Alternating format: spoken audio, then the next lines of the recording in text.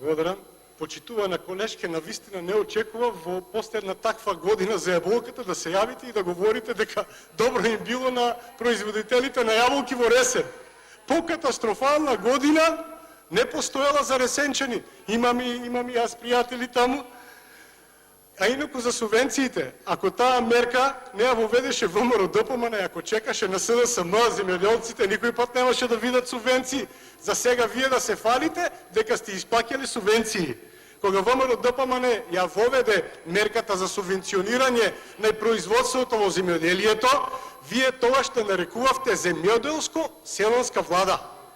А сега се фалите со мерки кои што се успешни и кои функционираат во системот за помош на земјоделието, вие се фалите со дека ги субвенционирате земјоделците.